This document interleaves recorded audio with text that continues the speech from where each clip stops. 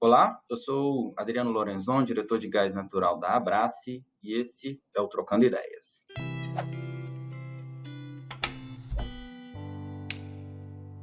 Hoje aqui no Trocando Ideias eu vou receber o Guilherme Ritt, que é diretor de negócios da White Martins, diretor de negócios Clean Energy da White Martins. Bem-vindo, Guilherme, ao nosso Trocando Ideias. Adriano, obrigado pelo convite. Dá abraço. Perfeito. Guilherme, então hoje a gente vai falar um pouco aqui de descarbonização, transição energética. E, bom, eu como responsável aqui pela área de gás natural da Abrace, não poderia deixar de começar com essa pergunta, né? Como o gás natural pode ser visto ou pode ser utilizado aí nesse cenário de transição energética? O gás, ele realmente ele vai ter um papel, né, importante na transição energética, especialmente aqui no Brasil, porque temos investido bastante talvez não o suficiente, mas sim há investimento em gás natural. A gente tem aí o projeto da Rota 3 chegando ano que vem, investimentos aí em novos terminais, né, em São Paulo, Santa Catarina. Então, vai haver disponibilidade da molécula de gás natural. A gente sabe que a molécula, que o gás natural, ele reduz a pegada de carbono em relação a outros energéticos que são utilizados ainda no país. Temos ainda termoelétricas, tem usinas a óleo, muitas indústrias que ainda utilizam o óleo, que utilizam até lenha. Então, o país tem realmente uma capacidade de usar o gás natural na transição. E, olhando um pouco adiante no horizonte, muitas empresas já estão construindo equipamentos, sejam compressores, turbinas, enfim, desenvolvendo equipamentos híbridos a gás natural e hidrogênio. Então, isso vai permitir, lá na frente, que quando houver a possibilidade, a disponibilidade do hidrogênio de baixo carbono, pode ser o hidrogênio verde, o hidrogênio de uma outra cor, né, que não seja, obviamente, o obtido da fonte fóssil sem captura de carbono, mas um hidrogênio de baixa pegada de carbono, quando houver a disponibilização, você consegue migrar seus clientes. Então, eu acho que o gás, sim, respondendo, né, ele vai ter um papel importante a cumprir. Perfeito, Guilherme. Copiando aí uma história de sucesso do passado, que é o carro flex, né? Já está preparado para usar o biocombustível e o combustível fóssil, né? Acho que é uma solução interessante. E aí, voltando então para esse tema do hidrogênio em si, que eu acho que é um tema que está bastante quente, né? Muita discussão, alguns projetos de lei sendo discutido no Congresso, tanto na Câmara quanto no Senado, e muito se discute da aplicação, né? Para que a gente vai produzir esse hidrogênio verde ou esse hidrogênio de baixo carbono? O que você entende, Guilherme? Para onde vai esse hidrogênio a ser produzido no país? Ele deve ser para o mercado interno ou ele deve focar no mercado externo, Europa, Ásia, etc.? Olhando aqui o nosso horizonte, qual é a grande vantagem do Brasil? Vou fazer uma analogia aqui.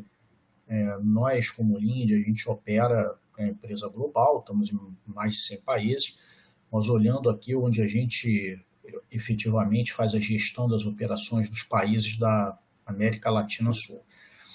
O Brasil é o único país que tem um mercado interno industrial muito grande. Então, algumas consultorias estimam que o mercado interno, a demanda pelo hidrogênio verde, assim dizer, ela é 3 vezes maior do que o potencial para exportação. Então, eu acho que provavelmente, o nosso cenário aqui, provavelmente esse hidrogênio produzido, ele começará sendo com exportação, através de um outro carrier, seja ele amônia, seja ele metanol, ou até o SAF para aviação, porque países, principalmente na Europa, com leis mais restritivas, incentivando a importação. A gente tem alguns leilões globais para importação desses produtos. Então, deve começar numa rota de exportação, enquanto algumas empresas que operam aqui, sejam elas nacionais ou multinacionais, também começam a sofrer pressão, né, por terem ações listadas em bolsa ou serem multinacionais e têm que cumprir as metas estabelecidas pela casa matriz, também demandando, né, nós já temos uma boa parte aí de clientes industriais que nos têm demandado, questionado, ou já estudando o assunto. Então, a minha visão é que vai começar uma demanda através de uma exportação, porém, quando nós começarmos internamente a absorver esse produto de baixa pegada de carbono, convertendo a nossa indústria, o consumo interno tem um potencial muitas vezes superior à exportação. E a gente espera que o hidrogênio aqui produzido, através de seja qual for o carrier, seja consumido aqui, para que nós possamos também fazer uso, né, desse produto que vai, obviamente, ajudar aí a cooperar na descarbonização. Esse número é muito interessante, né? Você trouxe, Guilherme, que o mercado interno pode ser 3 vezes maior até que o mercado externo, e eu acho que isso fala muito diretamente com toda essa discussão de neoindustrialização, etc. Né? Então, e olhando esse mercado interno e esse possível mercado externo, que eu acho que, como você falou, é natural começar por ele, o que é o potencial em si de produção de hidrogênio verde ou de hidrogênio de baixo carbono aqui no país?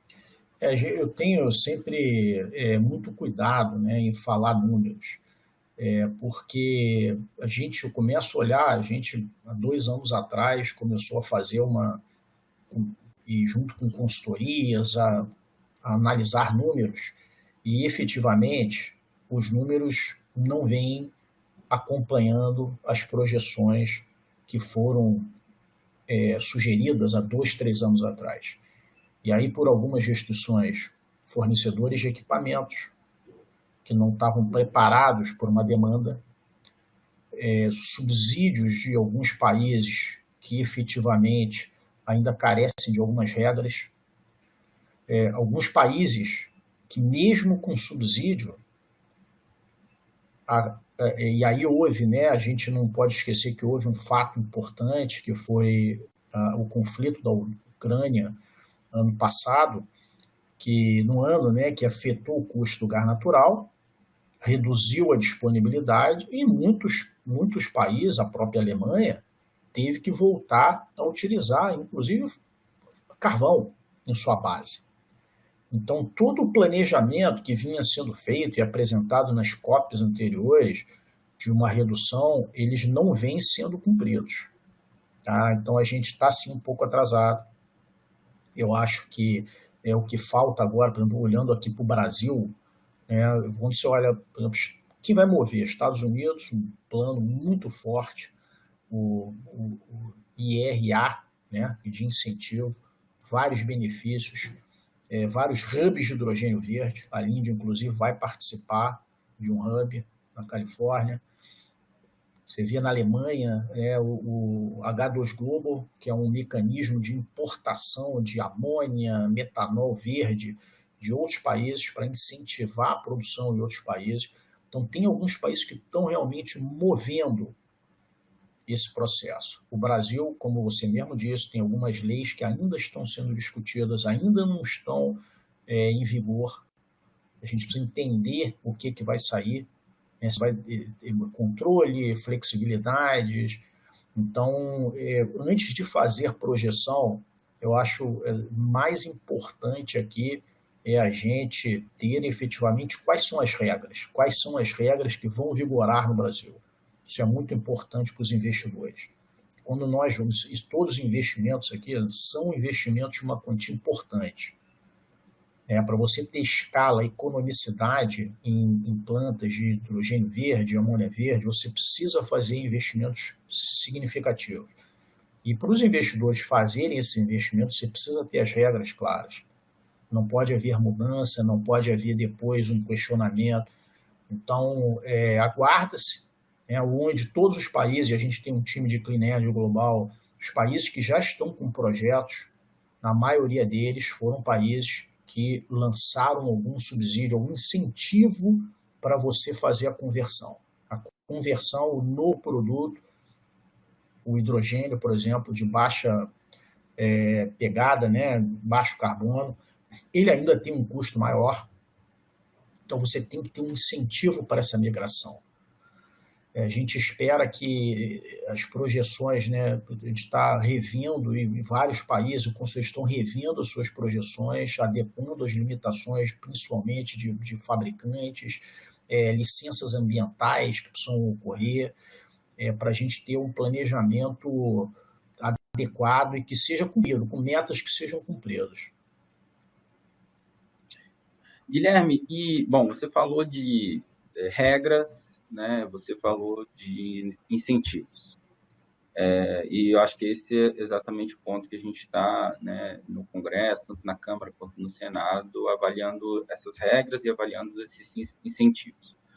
A questão, e a Brás está muito atenta a isso, é que alguns dos incentivos que estão sendo pensados ali pelos congressistas são incentivos que repassam custos para os consumidores de energia elétrica ou os consumidores de gás natural.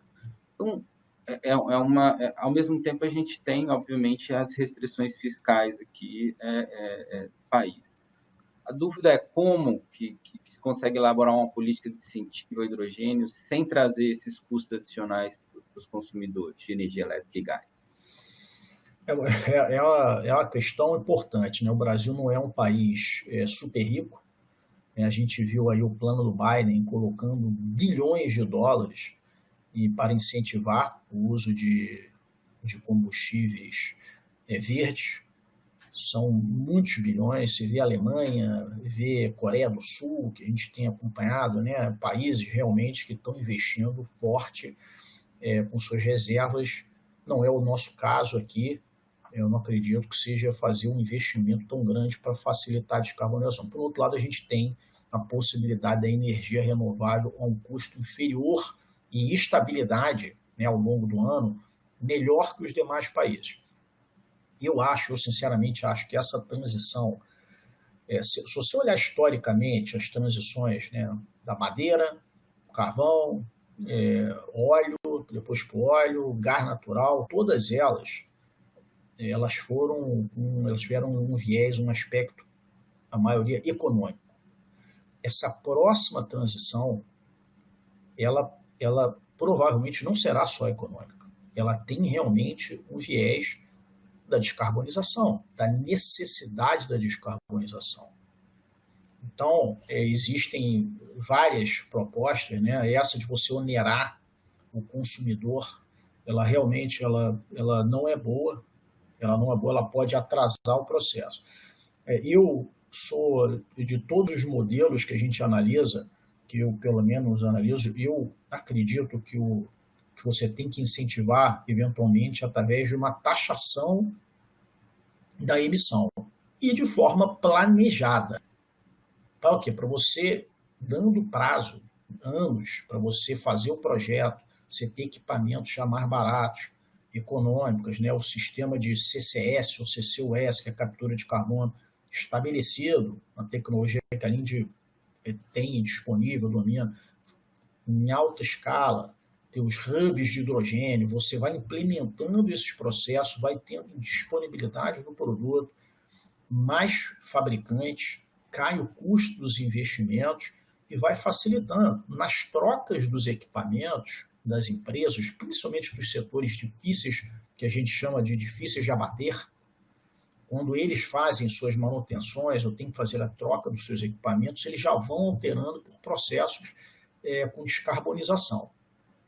Então, para mim, esse é o caminho. Não é uma equação fácil, não é equação realmente fácil. Agora, onerar, né, direto toda a cadeia, isso pode trazer realmente alguma resistência. Tá? É um tema aí que a gente também tem acompanhado. Não é fácil de você resolver. mas por outro lado também a gente já vê muitas empresas aceitando e um premium, tá? Surpreendentemente aceitando um premium por ter um produto de uma pegada menor de carbono. E aí você começa, os grandes fazendo isso, você começa dando exemplo. Aí os grandes fazendo isso, eles começam a exigir que os seus fornecedores também façam, também entreguem produtos com baixa pegada de carbono. E aí você vai movimentando toda a cadeia. Esse também é um caminho importante a ser tomado aqui no Brasil. Perfeito, Guilherme. Acho que batemos um bom papo aqui sobre transição energética. Agradeço muito a sua participação. Um abraço. Obrigado, abraço.